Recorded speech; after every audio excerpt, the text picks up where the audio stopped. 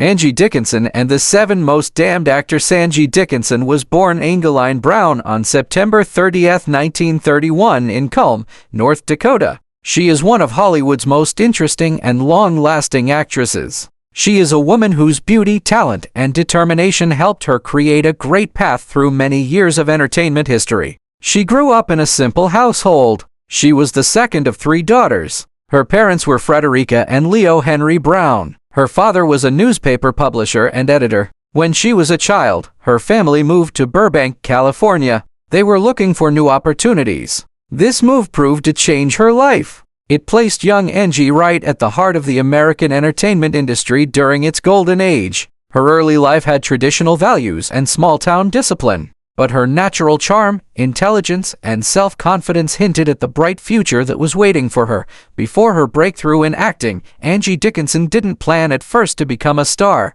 She earned a degree in business from Immaculate Heart College in Los Angeles. She began working as a secretary, but fate stepped in when she entered a local beauty contest. It was the Miss America preliminary for Burbank, and she won. This event not only brought her public attention, it also introduced her to people in the entertainment industry. They saw in her a rare combination of glamour and poise. Soon after, she began appearing in small television roles during the 1950s. She caught the eye of producers who recognized her screen presence. Her early appearances on anthology dramas and Western series such as Death Valley Days and The Life and Legend of Wyatt Earp quickly showed her range as both a dramatic and attractive performer. Her big break came in 1959. When she starred opposite John Wayne and Dean Martin in the Western classic Rio Bravo. It was directed by Howard Hawks. She played Feathers, a strong-willed and witty saloon girl. Dickinson held her own against 2 of Hollywood's most powerful male stars.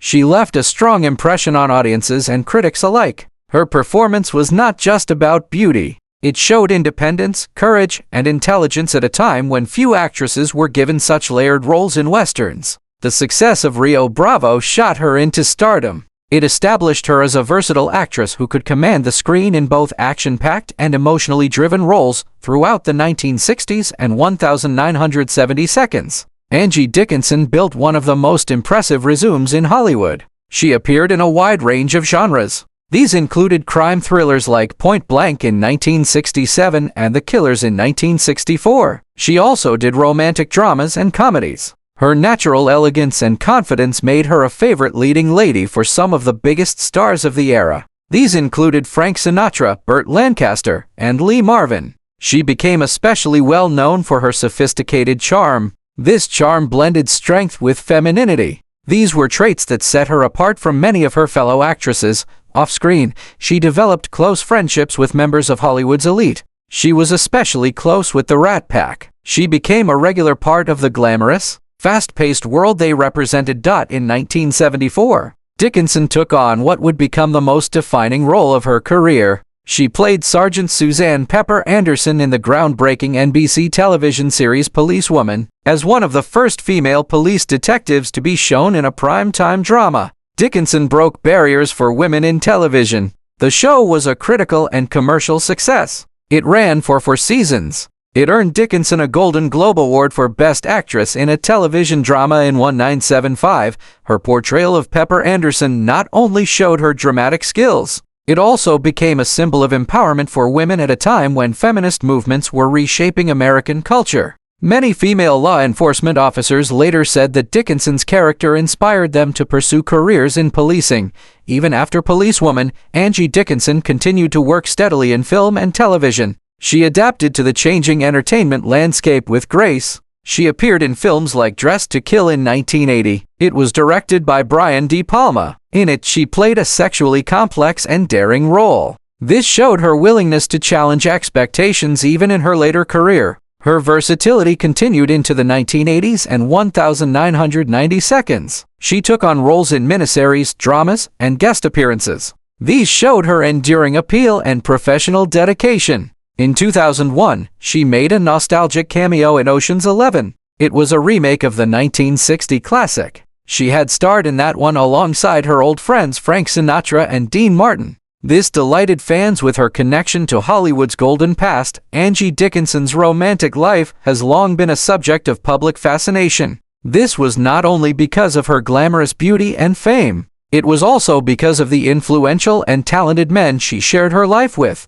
Her marriages reflected two very different chapters of her personal journey. One marked her early years of ambition and self-discovery. The other happened during the height of her fame and emotional complexity. Her first marriage was to Gene Dickinson. She married him in 1952. Gene was a former college football player and businessman. He provided a sense of stability during Angie's early career struggles in Hollywood. The union came at a time when Angie was still finding her footing as a young actress. She was working her way through minor television roles and bit parts in films. Despite their marriage lasting 8 years, it was a relationship that was often tested. The demands of Angie's growing career and the fast-paced environment of show business tested it. Gene was said to have been supportive of her ambitions, yet the differences between their worlds pulled them apart. His life was in business. Her life was in growing fame in entertainment. These gradually pulled them apart. Still, it was from this marriage that Angie took her professional surname, Dickinson.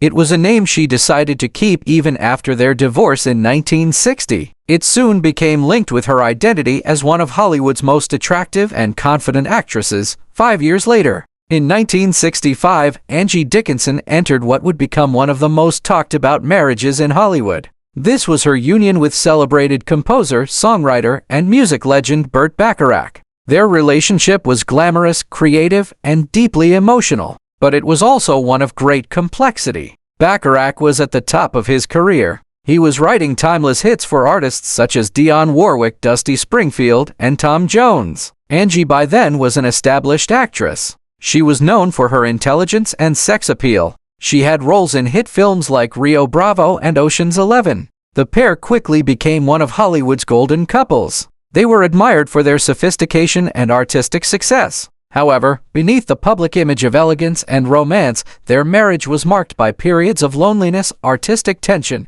and personal tragedy. The couple welcomed a daughter, Lee Nikki Bacharach. She was born prematurely in 1966. Nikki struggled with chronic health issues. She later struggled with Asperger's syndrome. She became the emotional center of their marriage. Angie often described her daughter as her greatest joy and her greatest challenge. The demands of Burt's career took him around the world. This left Angie to shoulder much of the parenting responsibility. In later interviews, she spoke with openness about the emotional distance that gradually developed between her and Burt. This was despite their enduring affection. Their marriage officially ended in 1981 after 16 years. The separation was deeply painful for both. Even after their divorce, Angie Dickinson continued to speak of Burt Bacharach with great respect and lingering affection. She once referred to him as a musical genius unlike anyone else. At the same time, she acknowledged that living with such brilliance was never easy.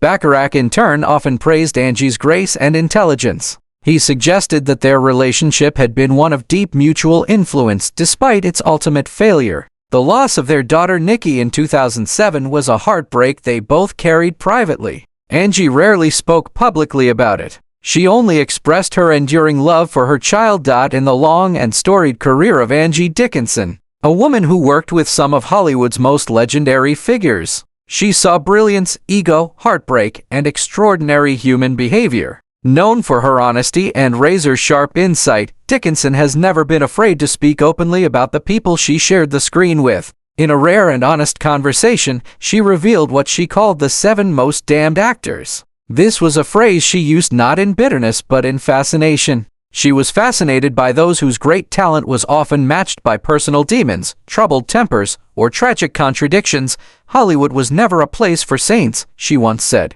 It was a place where beautiful devils wore charm like perfume. The first name she mentioned was Marlon Brando. She described him as a man of genius and destruction rolled into one. Dickinson admired his acting more than almost anyone's. Yet she confessed that Brando was damned by his own brilliance. He could never find peace inside himself. She recalled working near him during the height of his fame. She saw a man both adored and isolated by the world. He wanted truth in a business built on lies, she said softly. That was his tragedy. To Dickinson, Brando represented the ultimate paradox. He was an artist whose sensitivity made him great, but it also broke him from within. Next came Steve McQueen. He was another icon she labeled as damned by the chase for control. Angie had a unique fondness for McQueen's rough charm, yet she couldn't ignore the self-destructive fire that burned in him. Steve was always running from studios, from love, from himself. She said he could be so magnetic and so cold in the same breath.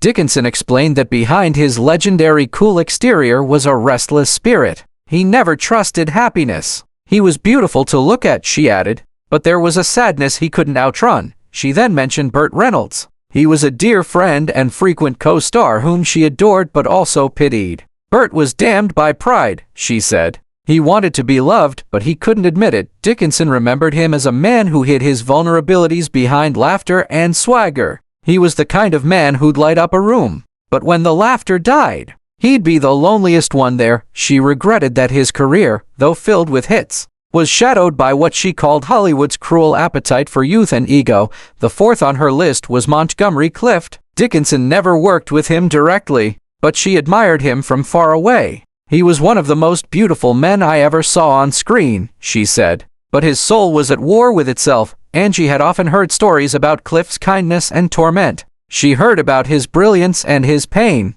He was damned by the world's inability to accept who he really was, she noted thoughtfully. That's the kind of damnation Hollywood gives its most sensitive souls. Dickinson also spoke about Richard Burton. She called him damned by love. She described his romance with Elizabeth Taylor as one of the most exciting and tragic in film history. Richard could recite Shakespeare like it was his own heartbeat, she said, but his heart belonged to a storm named Elizabeth. They burned each other alive with passion. Dickinson admired their talent but pitied their trouble. He was damned not because he was evil, she reflected, but because love became his addiction. Her sixth choice was James Dean. She described him as damned by youth. Angie never met Dean, but she felt his energy everywhere in Hollywood, even years after his death. He was the ghost that never left, she said. He represented everything young actors dreamed of being and feared becoming. She admired his talent and charisma, but she saw in his short life a haunting warning about fame's attractive curse. He lived fast, but his shadow lasted forever, she said wistfully. Finally, Dickinson named Robert Mitchum. She called him a man damned by his defiance. They had worked together early in her career. She never forgot his confidence or his contempt for Hollywood authority. Bob didn't care what the studio wanted, she said with a smile. He played by his own rules, and that scared people. Dickinson described Mitchum as a rebel with dignity. He was a man who refused to be tamed. He wasn't damned by weakness, she clarified. He was damned because he refused to bow. After listing the 7, Dickinson sat quietly for a moment. Then she added, I don't say damned as an insult. I say it as a truth. These men were extraordinary, but they were cursed with being too human in a business that doesn't forgive humanity. To her, each of these actors symbolized the bittersweet essence of old Hollywood. This was the glamour and the pain, the fame and the fall. They were the brightest stars, she said finally. And the brightest stars always burn out too soon. In her own graceful way, Angie Dickinson didn't condemn them. She honored them. Her words were not about scandal. They were about understanding. This was the kind of insight that only a woman who lived through the golden age of cinema could possess.